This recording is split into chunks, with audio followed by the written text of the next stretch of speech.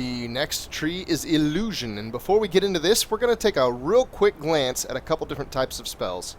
So this character doesn't have all of the new illusion spells, but he's got a few of them, enough so that I think I can explain the tree to you and how it works. So first and foremost, there is this spell called Phantom Image. This creates a phantom image as a distraction for 20 seconds, wherever the caster is pointing.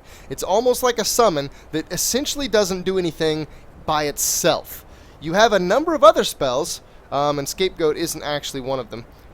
Faint Warfare, for example. When cast at a phantom image, the image appears to cast a high-level destruction spell, drawing aggression and attention of nearby beings. So not only will it be a little bit menacing itself, but it'll actually call all nearby enemies to it. Faint Tranquility. When cast a phantom image, the image's killer is calmed for 10 minutes. 10 minutes is a crazy long time. The killer cannot be calmed again. Faint Shift. When aimed at a phantom image, you swap positions with it. So if you're being followed and your phantom image is being ignored, just swap with it. Now, there are a lot of other faint spells that this character doesn't have that allow you to do other things with your images. And now let's get right back into the illusion tree and get a glimpse of exactly how powerful these images can become. So, of course, you've got your base perks that allow you to cast the various levels of illusion magic for cheaper and cheaper cost. And I believe it goes over this way. Oh, and then there's actually a perk above those. Mind Prison works on foes that got immunized against illusion spells. Mind Prison, I believe, is like a single target long-term stun. Dual casting, of course. This does not work on phantom image-based spells. Actually, dual casting makes them affect Daedra, Undead, and Dwarven constructs. So that's new. They changed the way dual casting works. That's actually really cool. I like that it's within close reach. I like that pretty early into the illusion tree, you can make your spells affect a wider range of targets. That's my biggest gripe about the illusion tree, and probably the only reason I consider it not a really viable primary skill. Analysis. Insight additionally displays the target's distance to the caster. So there's a second rank, which I think makes Insight display something else useful. Insight is a spell that you can use on targets to see what level they are, and I believe, in some cases, other information about them. I haven't used it real successfully, though, so I can't say. Insight. Positive buffs on illusion spells are 30% longer.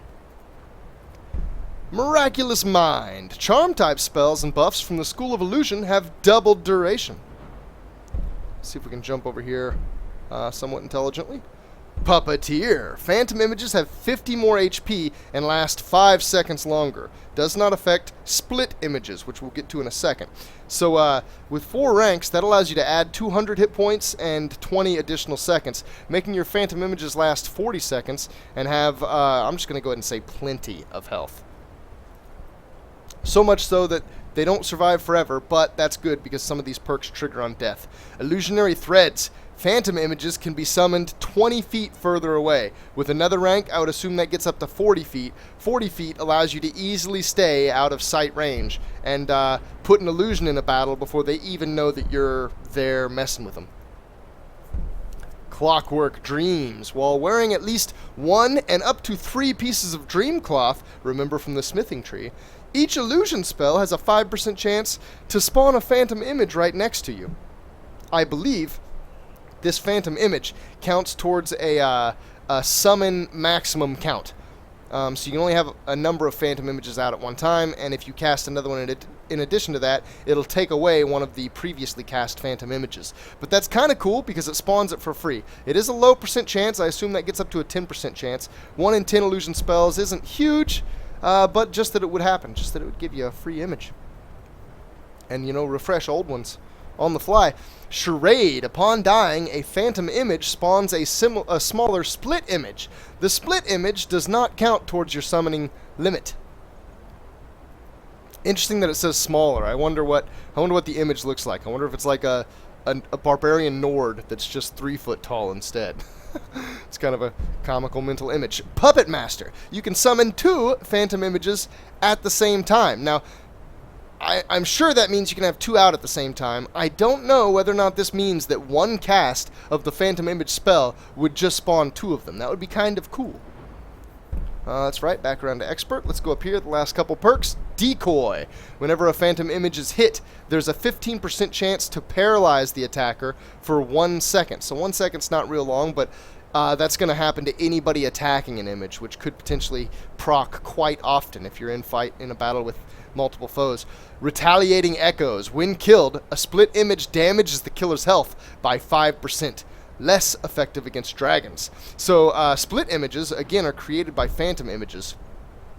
And one is created every time a phantom image dies, once you have that perk. And this allows 5% health loss to anybody killing the smaller images. So very interesting change to Illusion. They've done a lot with it to make it way more of a standalone skill tree, which it desperately needed. In vanilla, it's not at all that. You have to couple it with something, and even then it's detracting because you could be stacking the something you have with something that stacks better with it, like enchanting or smithing. Conjuration, another tree with huge changes. If you've been keeping up with my SkyRe playthrough of Faron, you'll already know some of these. The tree, of course, still has the Magicka reduction perks for each different level of spells in the tree. It has the dual casting perk, allowing all of your conjuration spells to last twice as long. Now, let me mention before I get into the meat and potatoes of this perk tree, they have changed. SkyRe's author, I'm sorry, I don't recall his name right off the top of my head, has changed the way a lot of the summons work. So, generally speaking, necromancy summons last a lot longer, like 8 minutes or so, whereas any other summon that doesn't require a corpse, like your Daedra, your different familiars, last way shorter, like 60 seconds. So it kind of incentivizes you to either not rely on Daedra or rely on them a little bit differently than you could in vanilla Skyrim. So while I've been sitting on this, I hope some of you have read it. I'm not going to go through every bit of it. Daedric Potency adds a passive ability to each one of your Atronachs, and the passive ability is different for each Atronach. It also makes them 60% of your level. I assume that's like overall power, about 60% of your character level. Daedric Wrath, oh yeah, that was called Daedric Potency. Daedric Wrath, conjured Atronachs are at 70% of your level. Each Atronach becomes 20% more resistant to its opposing elements. Daedric Force, conjured Atronachs are at 80% of your level. Conjured Dremora are at 110% of your level.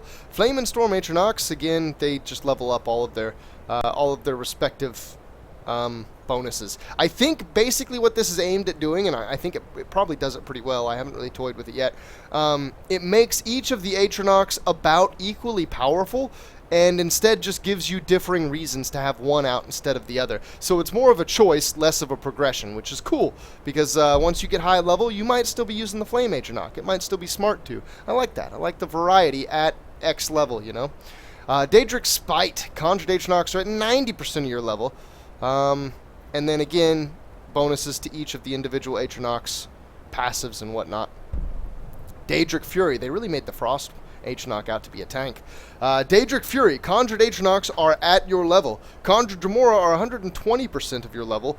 Frost and Storm Atronachs absorb spells, fire, get intense flames, rank 1. So again, bonuses to all of their passives. So there's the Atronach part of the tree.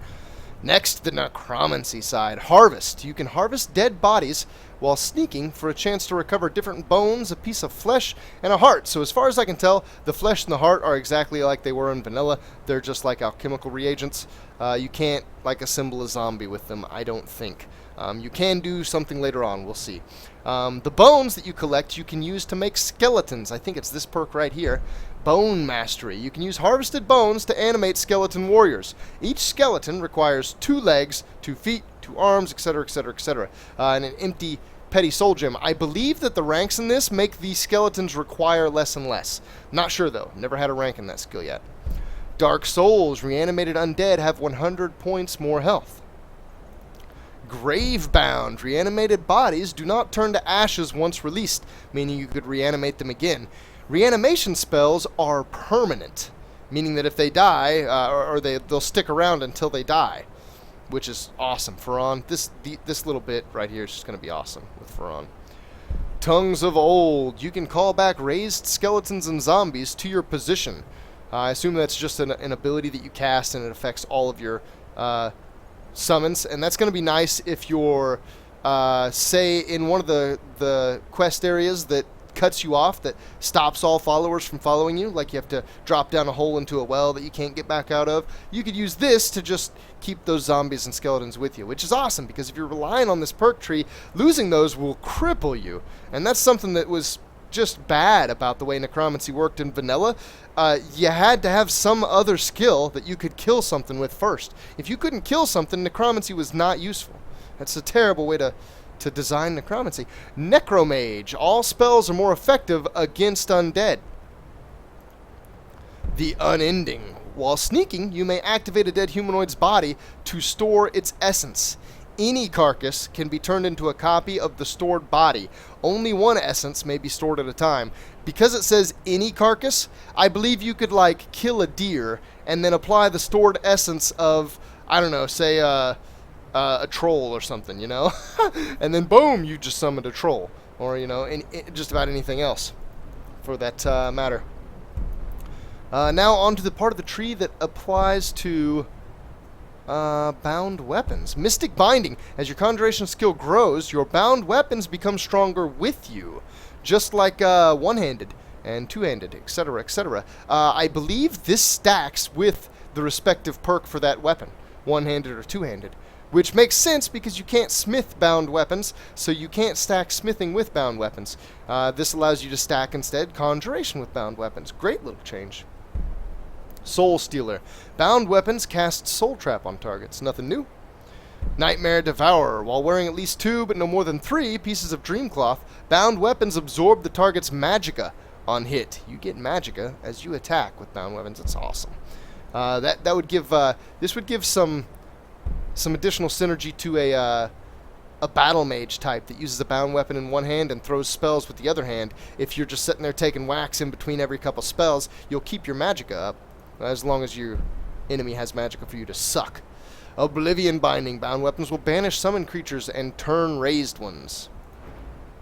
Only a couple more perks exist in the tree. Summoner can summon creatures 3 times as far away. With all the ranks in it, I assume that this makes it allows you to be able to summon things from way, way out. I would imagine that range gets ridiculous. Ancient Rites. You can control 2 lesser Daedra, familiars, or reanimated dead at the same time. Does not affect skeletons or automatoi. I think that is a misspelling there.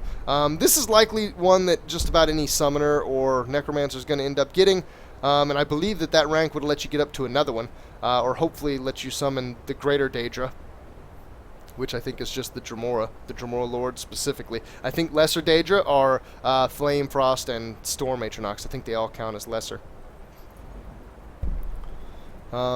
I would probably, with Faran, I'll probably only get one point in Summoner. Honestly, the range, I could see situations where it'd be useful, but I don't know. It's not something you'll ever rely on. It's not real strong. It's would kind of be an expensive perk investment by the time you got to 4. Aha, the Destruction Tree right off the bat. The Destruction Tree has made a change that I love. The regular magicka reduction perks in this tree have been changed. They all still exist, Novice through Master.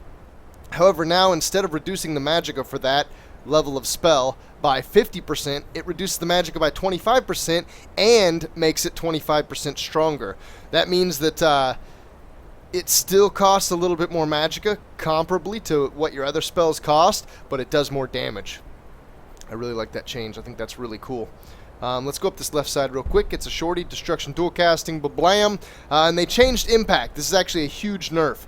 Impact is no longer a 100% proc, and it does work on some non-projectiles. So I believe this works on the touch spells, and it is only a 25% chance that it will stagger the opponent, no longer 100%.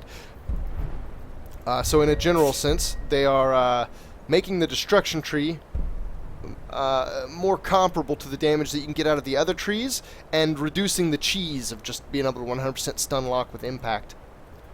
Rune Master can place runes twice as far away. Again, with the ranks, you can get that to ridiculous range.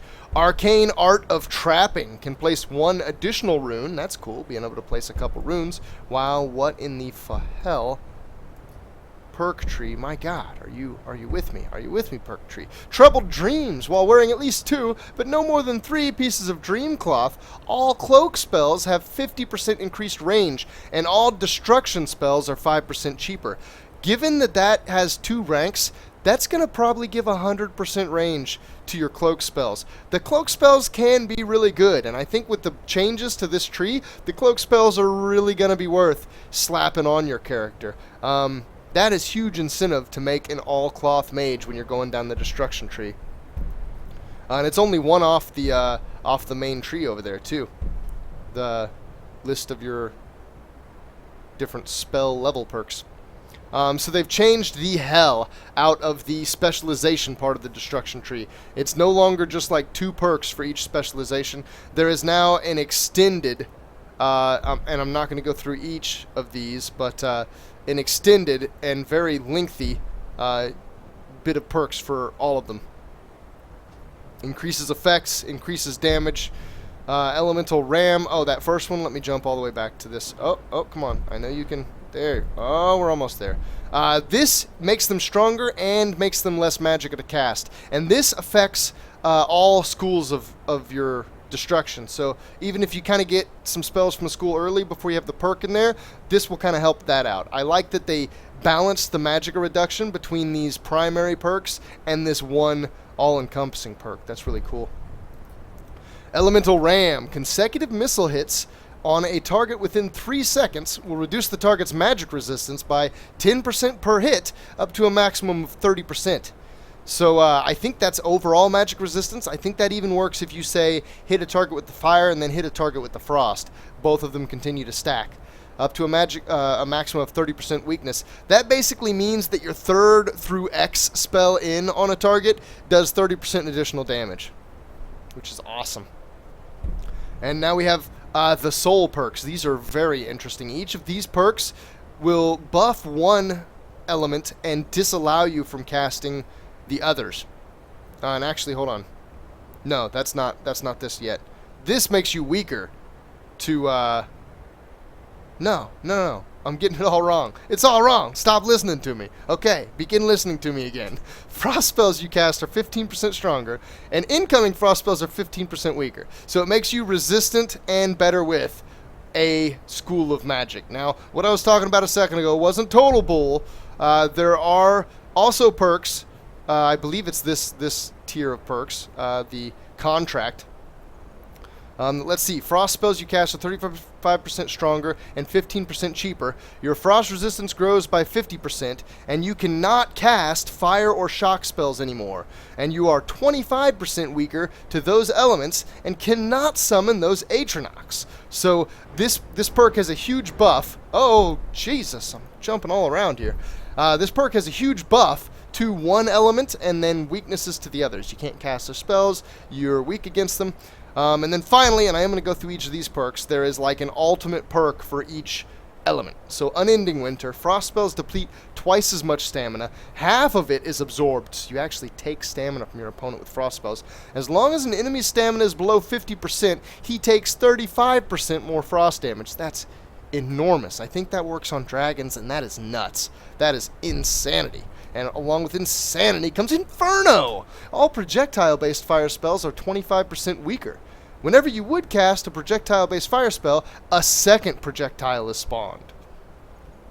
Okay, so quick crunch on the math. Say a spell is 100% strength. If you take 25% strength off of it, is now 75% strength. 75% strength doubled is 150% strength. So this perk essentially adds 50% strength to all of your destruction spells. I should say your projectile-based fire destruction spells.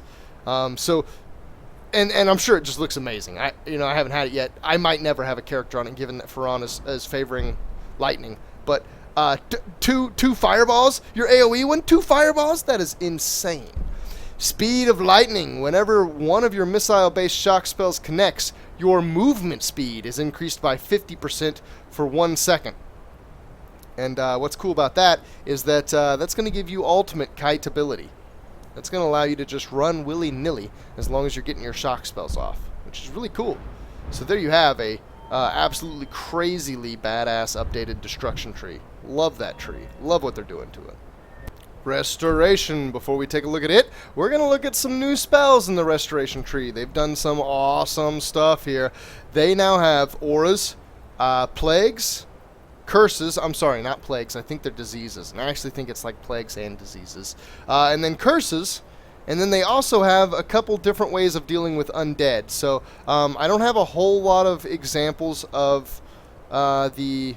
And you know what? I don't have chastise or cleansing either. Well, shite. Hold on. Alrighty, check this out. I just got a bunch of new restoration spells. Oh my god, look at that list of restoration spells. It's friggin' huge. Look at all these auras. I'm not going to look at each one of them, but they're huge things. Just about all of them decrease your maximum magicka by a certain amount while you have them active. And I believe you can basically just put this spell in your hand. Matter of fact, let me try it real quick. Do I not have enough magicka? I don't think I have enough magicka for the one I chose. Let's choose one of these up here. All hostile actors take 4 base points of frost damage per second and 10% damage from frost-based spells. Just the types of auras they have is amazing. Alright, so there we go. I just now put an aura on me. And now my magicka shouldn't go up to the exact level it would before. So 112 is my max. It shouldn't go up beyond, what is that, like 82? No, that's not right. 77? No, that's not right either. 87. I think that's right. That sounds right. Yeah.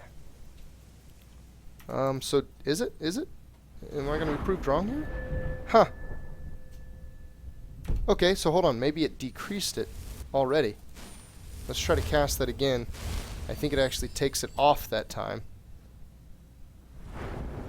Yeah, okay, and now my maximum magicka, you can see it's actually up at 162. So it took it off on the front end, and it took it off by even the display, which is kind of cool.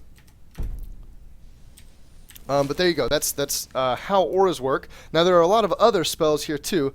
There are curses that may jump to a nearby target if the target dies while the spell is active. And then there are, let's see, plagues, I think. I don't know if this is a curse. Purgatory. Target creature dies and explodes if its health is below 50%.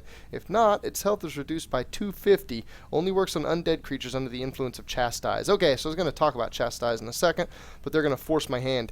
There's a really weak anti-undead restoration spell called Chastise. You can cast it on an undead, and it basically just makes them not able to regenerate anything. Health, stamina, magicka. You know, whatever. Jerk, jerk. There are other restoration spells that are really powerful that only work on a chastised undead. Like cleansing is it's a beam you can hold that does just huge damage. Reduces health by 100. It just dies if it's below 30% health. Has to be under chastised. And this other one I just read, Purgatory, same basic concept. One more spell I want to show you. I'll get right back to the perks, I promise. Spirit Guide. Resurrect most creatures that carry a white soul for 1200 seconds. You gain a passive bonus based on the creature you revived. If the creature dies, you take 50% damage to health. So I believe White Soul means anything non-hostile to begin with. I think that means things like deer and whatnot, maybe bears, wolves. Not totally sure the exact range of what has a White Soul, but passive bonuses based on which creature you raised. Really just interesting stuff. On to the tree. You have the spell level perks that you would imagine are in most trees still. Respite makes your restoration spells heal stamina as well. No. I don't know what you're doing. I'm clicking here. Work with me here. We have dual casting also still in the tree. Ward deflect. Now I want to say something about wards too. I forgot to show to you just a second ago in the spells. The wards aren't an ascending scale of power now. It's not like each ward is more powerful than the last. Once you get a new ward, you stop using the last. The different wards have differing effects. Some give you additional armor, some can be used as time blocks, some reduce spell damage, and it reduces the spell damage incoming and outgoing. One reduces breath damage, from dragons. So the wards are different now. So this perk allows you to negate all incoming arrow damage with any ward, up to 45%. Ward Absorb. Expert and Master level wards recharge your magicka when hit with spells. Insomnia. While wearing at least 2, but no more than 3 pieces of Dreamcloth, the effects Spell Ward and Breath Ward have on your own spells are reduced by half. So I guess both of these spells or both of these wards are ones that make your spells weaker whenever you have the ward up. That kind of makes you jockey the ward. This makes that less the case, which is kind of neat. What do we have up over here? Avoid Death. Once a day, heals 250 hit points automatically when you fall below 10% health. So that's a perk that was in the tree before. Unchanged. Still in. Of course, and I jump to the one that is the regular predictable perk. Carrier. Infections on plague type spells now spread within a 20-foot radius. Given that that has 3 ranks, I can only imagine that gets up to like a 60-foot radius. I don't even understand. What? I mean, that's so ridiculously wide. That's such a huge range. Plague Lord. Plague spread twice as fast. So I believe the way it works is curses may spread on death. Plagues, I think, can spread any time. But maybe plagues are, I don't know, generally differing effects than what your curses are. Auramancer. Auras have doubled radius. Life and Death. The damage on malicious aura spells scales with your restoration skill level. So there are auras that do damage directly. There's auras that reduce armor. There's auras that I think reduce movement speed. Maybe also like stamina or stamina regeneration. That makes them more powerful. Breaching Darkness. The strongest effect on Chastise-based spells trigger 10% earlier. So all those, they may die if they're below 30% health, or does, huge damage if they're below X or whatever. This makes them happen earlier, which is kind of cool. Marked. Curses have an increased chance to jump to a new target and can jump within a wider radius. Patron. Spirit Guide is permanent. That's interesting. Beacon of Light. Creatures raised by Spirit Guides suffer 15% less damage from weapons and 30% less damage from magic. I assume that gets up to 30% and 60%. Very high numbers. And that makes me really wonder if you could, say, use this on a bear. That would be really cool.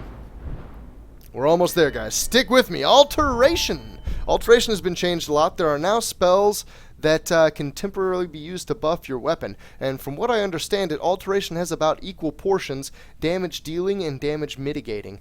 And also, similar to the way they changed all the wards, the armors from Alteration have differing effects. They're not necessarily just each stronger than the last. They each have some other forte. So these perks are here, the spell level perks. Magic reduction perks. I don't know what I'm calling them. This most recent 15 seconds. Alteration dual casting is still there. It just still says an even more powerful version. I believe most of the time that's going to be duration, although I would like to think that this has changed some to be actual effect, like destruction does. Deep infusion. Weapon enhancing spells last 3 times as long. Generally speaking, the weapon enhancing spells don't last very long at all. They're some of the shortest spells, shortest buff spells in existence at all, ever, in any tree. Mage Armor. Protection spells like Stone Flesh are twice as strong if not wearing armor. So that was there before. Metamorphosis. Mage Armor spells have doubled duration. Second Skin. Unlocks secondary effects on all protective spells. I don't know, but that sounds awesome. I don't know. Don't know the specifics, but it sounds awesome. A Maniculi.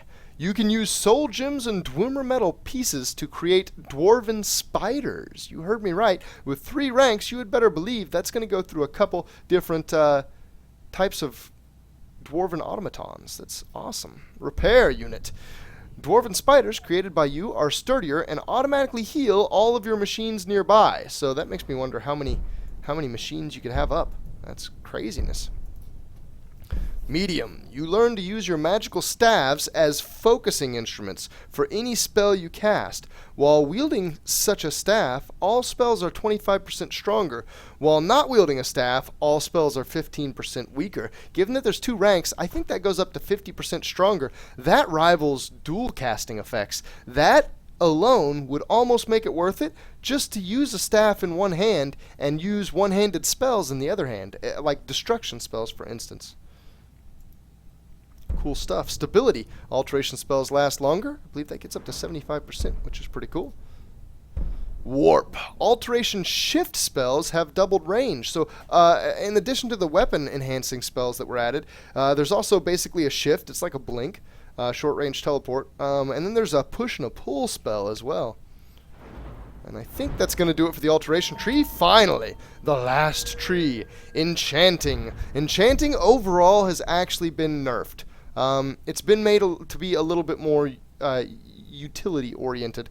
But nerfed in how powerful it stacks with absolutely anything. So, over here on the side, we have Elemental Enchanter. Fire, Frost, and Shock enchantments are stronger on weapons. Elemental Bombard, you can reforge any regular bolt to add elemental explosives. Does not work on bolts that are already enhanced with additional effects. So, if you put explosives on your bolts, you can't also put elemental effects on your bolts. These two don't stack with each other. However, they both do stack with crossbow talents. Another change they made is that I believe you can put differing enchants on differing items. I don't know the full extent. Arcane Burst. You can enhance bear traps with Fire, Frost, and Shock explosives. Explosion Strength scales with Enchanting skill level. So just some direct damage that you can get out of the Enchanting tree, which is really crazy. Dreamweaver. Enchantments on Dreamcloth are 15% stronger. I like that. Again, synergy for the Cloth Mage. Makes me think more and more Ferran's probably going to end up being a Cloth Mage. Extra Effect can put 2 enchantments on the same item. All enchantments are 40% weaker. So I love how this has perks now. I love how you can start getting it early and it makes them weaker. So doubling up on enchants, getting a single perk here doesn't instantly make your enchanting potential twice as strong. And instead increments it a little bit more slowly. Defensive Enchanter. Protective enchantments are 25% stronger. 2 ranks. Soul Squeezer. Soul gems provide extra magicka for recharging. Soul Siphon. Death blows to creatures but not people. Trap 10% of the victim's soul, recharging the weapon. Hold on, we gotta back up here. I think we gotta back up one more, maybe even one more. No, okay. Yeah, this is where we need to go. Basic Scripture. Using a quill, you can create scrolls of selected novice and apprentice level spells.